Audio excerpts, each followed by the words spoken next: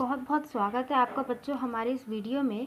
और आज के इस वीडियो में हम बात करेंगे BA programme second year 4th semester वाले स्टूडेंट्स के लिए, जिनका इस बार सेक में स्किल इन्हेंसमेंट के कोर्स में आपको पढ़ना है हिस्ट्री एंड आर्कोलॉजी। ये वीडियो खास हिस्ट्री एंड आर्कोलॉजी वाले स्टूडेंट्स के लिए है, ठीक है। जिन बच्चों को हिस्ट्री और आर्कोलॉजी पढ़नी है, पुरातत्व वगैरह के बारे में पढ़ना है। इसमें थोड़ा सा सिलेबस कम है। देखो बच्चों, कुछ बच्चों के पास हिस्ट्री और आर्कोलॉजी है और कुछ बच्चों के पास आर्काइव्स और म्यूज़ियम है, ठीक है। ये दो है, दोनों ही ये जो बुक है लमसम सिलेबस एक जैसा है। लमसम की बात कर रही हूँ मैं। दोनों ही इतिहास की पुरानी चीज़ों के बारे में बताती है।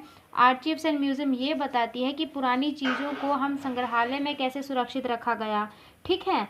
कोई भी चीज़ हम जब हम उसका अध्ययन करते हैं, जैसे पुरानी चीज़ों का अध्ययन अगर हम करते हैं तो कैसे कैसे पुरातत्व किन किन सोर्सेज का सहारा लेकर के उसको बचाते हुए आए हैं। एंड सेम चीज़ जो हम आर्कोलॉजी में पढ़ते हैं वही है, उसमें भी हम यही चीज़ पढ़ते हैं। बस ये है कि थोड़ा सा चेंज हो जाता है। इसमें हम पर्यावरण वगैरह और लोगों के बारे में भी थोड़ा सा पढ़ लेते हैं। ये बस थोड़ा सा डिफरेंस है। तो लमसम आपका आर्कोलॉजी और आर्चीव्स, ठीक है, दोनों में ही सेम सिलेबस है। थोड़ा बहुत डिफरेंस है टॉपिक्स का। देखने को बोला जाए, अगर हम देखें तो टॉपिक्स आपको दोनों ही बुक्स में सिमिलर मिल सकते हैं। टॉपिक कुछ कुछ मिलेंगे, ठीक है। तो ये जो है हिस्ट्री एंड आर्कोलॉजी का यूनिट नंबर 3 है। इससे पहले ऑलरेडी यूनिट 1 यूनिट 2 करवा दिया गया है। आप में से अधिकतर बच्चों के पास होगा। रिक्वेस्ट आई थी, इसीलिए मैंने ये वीडियोस कंप्लीट करवानी शुरू कर दी। बाकी पॉलिटिकल का तो आपका कंप्लीट है, अगर आपने नहीं देखा है तो वो आप जा करके देख सकते हो। और जैसे ही हमारे सिलेबस ख़त्म होता है, आर्काइव एंड म्यूज़ियम भी हम शुरू कर देंगे। और वो ख़त्म होते ही हम फिर अपने इंपॉर्टेंट क्वेश्चन पर ध्यान देना शुरू कर देंगे। एग्ज़ाम्स क्योंकि आ ही जाएंगे लमसम आपका, अब यही 30-45 दिन के आसपास और बचा है, सिर्फ 1-1.5 महीना। तो इसमें जो हम बात करेंगे यूनिट नंबर 3 का, जिसका नाम है भारत में पुरातत्व के माध्यम से मानव अनुभव की खोज कैसे की गई है। इसमें हम पढ़ेंगे क्या क्या। सबसे पहले पढ़ेंगे कि पुरातत्व में मानव का जो अनुभव है वो कैसे रहा है। साथ में हम पढ़ेंगे पर्यावरण और प्रौद्योगिकी के बारे में। ऊपर से हम पढ़ेंगे कि लोग निर्वाह कैसे करते थे, कैसे अपना जीवन बताते थे, समाज कैसा था, व्यापार कैसे करते थे और क्या कला संस्कृति थी। साथ में ग्रंथ पढ़ेंगे, संगम ग्रंथ जो कि दक्षिण भारत में था और बौद्ध ग्रंथ जो कि उत्तर भारत में था, ठीक है ना। क्लियर होगा, ये हम जो है पढ़ेंगे। तो देखो, सबसे पहले हमने पढ़ना क्या है ये हम देख लेते हैं। पुरातत्व से मानव का अनुभव कैसे कैसे रहा है हम ये देखेंगे। सबसे पहले पुरातत्व देखो क्या होता है। पुरातत्व का मतलब होता है पुरानी चीज़ें, पुराना टाइम। तो यह जो है प्राचीन काल के अवशेषों और सामग्री के उत्खनन के विश्लेषण के आधार पर अतीत के मानव समाज, संस्कृति और वैज्ञानिक रूपों का अध्ययन कराता है। दोबारा पढ़ो। पुरातत्व में मानव अनुभव क्या कहता है? ये कहता है कि पुराने टाइम पर जो लोग रहते थे, उनके अवशेष, वो समाज में रहते थे, उनकी कुछ संस्कृति अपनाई जाती थी। इन सभी का एक वैज्ञानिक अध्ययन ही क्या कहलाता है? पुरातत्व का अध्ययन कहलाता है। ऐतिहासिक जगहों के सर्वेक्षण, खुदाई से निकले अवशेष जैसे बर्तन हो गए, हथियार हो गए, गहने, रोजमर्रा की चीज़ें, पेड़ पौधे, जानवर, मनुष्य के अवशेष, स्थापत्य कला आदि से जो है मानव अपनी संस्कृति की नींव रखता था। इन्हीं सबसे पता चलता था कि हाँ, वहाँ पर एक संस्कृति जो है वो अपनाई जाती थी। इतिहास और पुरातत्व दोनों के केंद्र में कौन था? मानव था। और आज भी समाज का सबसे छोटा जो केंद्र माना जाता है ना, सबसे केंद्र में कोई है तो वो है मानव, ठीक है। तो दोनों अपने अपने ढंग से, अपने अपने तरीके से इतिहास का पुनः निर्माण करते हैं। अब देखो, थोड़ा हम इतिहास के बारे में अगर हम पढ़ेंगे कि इतिहास कैसे क्या है, तो इतिहास को बेसिकली 3 भागों में बांटा गया है। पूरा इतिहास 3 भागों में बटा हुआ है। एक है आपका प्राग्य ऐतिहासिकल, जिसको हम कहते हैं प्री हिस्ट्री, जो आपका प्राचीन काल है, यानी कि सबसे पुराना काल, सबसे पुराना काल। दूसरा है आद्य ऐतिहासिकल, जिसको हम कहते हैं प्रोटो हिस्ट्री, जो कि आपका बीच का काल, ठीक है, मध्य काल जिसको बोला जाता है। ऐतिहासिक काल, जिसको हम कहते हैं हिस्टोरिक पीरियड, जो कि आपका आधुनिक काल, ठीक। तो इतिहास को 3 भागों में जो है वो बांटा गया है। प्री हिस्ट्री में देखो क्या था। प्री हिस्ट्री में कुछ भी नहीं था, सबसे पुराना टाइम था, तो लोगों को नहीं पता था कि कैसे लिखा जाता है और कैसे पढ़ा जाता है। यानी कि उस समय पर मानव थे लेकिन उनको ना पढ़ना आता था ना लिखना आता था, ठीक। और प्री हिस्ट्री के टाइम पर ही, इसी के टाइम पर, प्रागैतिहासिक टाइम पर ही पाषाण काल आया था। अब पाषाण काल भी 3 भागों में बांटा गया है, पुरा पाषाण, मध्य पाषाण और नव पाषाण, ठीक है, ये हुआ था। और उसके बाद जो टाइम आया था वो आया था आद्य ऐतिहासिक का। पहले कौन सा था? ऐतिहासिक, प्रागैतिहासिक, फिर था आद्य ऐतिहासिक जो कि था आपका आधुनिक काल। इसमें लोगों को पढ़ना तो आया लेकिन वो लिख नहीं सकता था, मतलब उनको लिपि का ज्ञान था पर पढ़ नहीं सकता था, पढ़ नहीं सकता था लेकिन लिख सकता था। जैसे हड़प्पा सभ्यता, हड़प्पा सभ्यता सबसे बड़ा एग्जाम्पल मानी जाती है। क्यों? क्योंकि आज तक भी हड़प्पा की जो लिपि है, वहाँ पर जो लिखा हुआ हमें मिला है, उसको आज तक कोई पढ़ नहीं सका है। इसीलिए ऐसा कहा जाता है, क्योंकि वहाँ पे इस तरीके से लिखा गया है कि आज तक कोई जो आर्कोलॉजिस्ट है वो नहीं पढ़ पाए हैं। तो वहाँ के लोग इस तरीके से लिखते थे। उसके बाद आता है आपका ऐतिहासिक काल, जो कि क्या है कि उस टाइम पे लोग लिख भी लेते थे और पढ़ भी लेते थे आसानी से।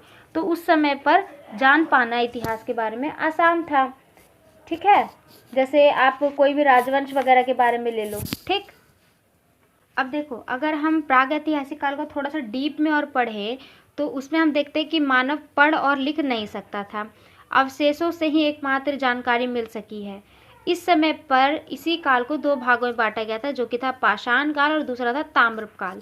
अभी बताया था ना, पाषाण काल आया था, फिर पाषाण काल को भी 3 भागों में बांटा गया, तो यही है। पाषाण काल में ये था, पाषाण का मतलब होता है पत्थर, यानी इसी समय पे पत्थरों का उद्भव होना शुरू हो गया था, ठीक। 1863 में रॉबर्ट 1863 में रॉबर्ट बुशफोर्ड की खोज करी गई थी, यानी इसी ने पाषाण काल की खोज की थी। और पुरातत्व का जब पिता कहा जाता है वो किसको जब कहा जाता है?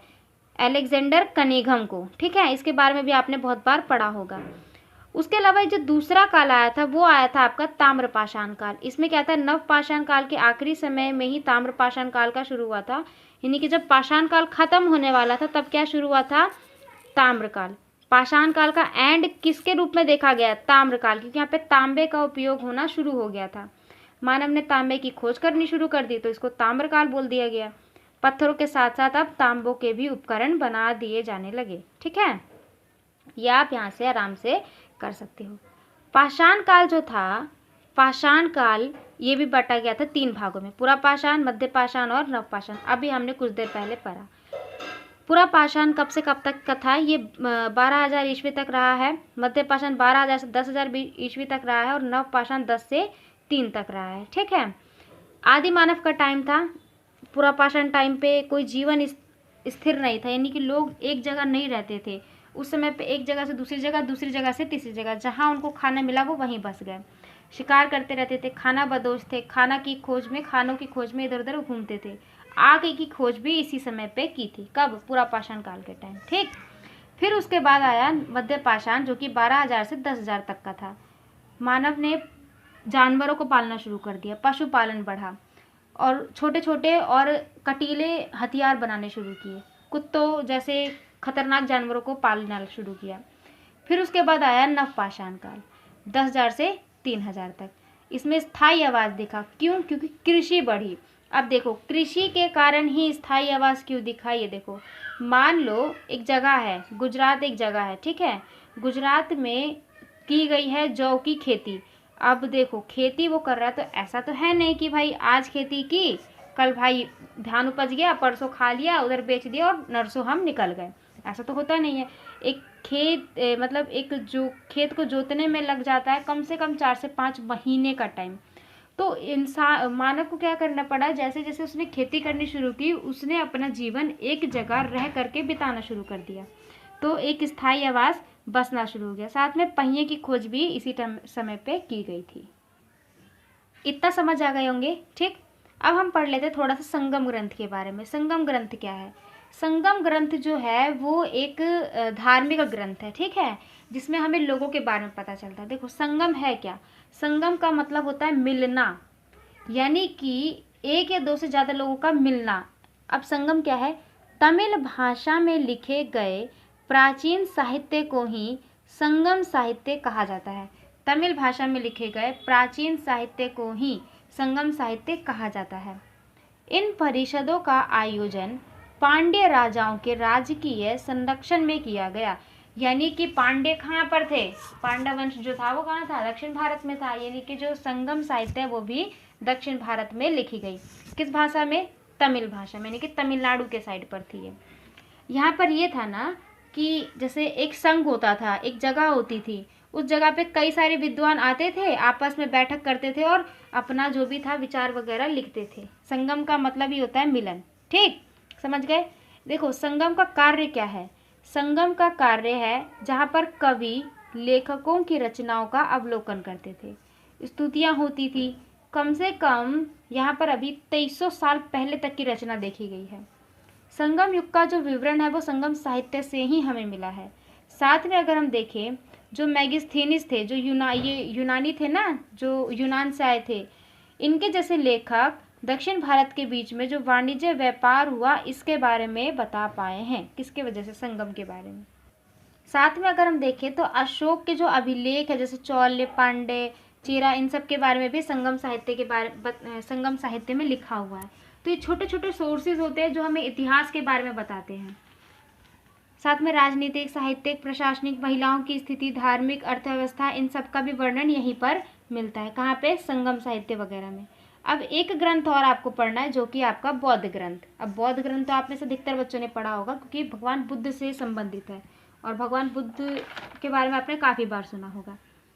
देखो बौद्ध धर्म और बौद्ध दर्शन से जो संबंधित है वो प्राग ऐतिहासिक काल में लिखा गया। ठीक, ये जो ग्रंथ है बौद्ध ग्रंथ, ये संस्कृत, पाली और कई सारी भाषाओं में भी लिखी गई है, तभी ये इतना फैला भी है क्योंकि कई सारी भाषाओं में था। इसके जो संस्थापक थे वो कौन थे, गौतम बुद्ध। बुद्ध जो थे वो अपना उपदेश किसमें देते थे, पाली भाषा में। अगर आपको इनके बारे में डिटेल वगैरह में जानना है ना तो आप नेट वगैरह पे सर्च कर लेना, बहुत मिल जाएगा इनके बारे में। यहाँ बस की पॉइंट्स लिखे गए हैं। गौतम बुद्ध ने 4 सत्य कथन कहे थे। उन्होंने कहा था पूरा जो संसार है वो दुखों से भरा है। भाई पूरा जीवन दुख ही दुख है। अब जैसे आप हो, आपके जीवन में भी दुख है, एग्जाम आ रहे हैं, नहीं पढ़ा तो भाई पढ़ेंगे कैसे, फिर पढ़ने से 2 दिन पहले याद आता अच्छा ये चैप्टर तो कंप्लीट ही नहीं किया, तो भाई हर जगह दुख है।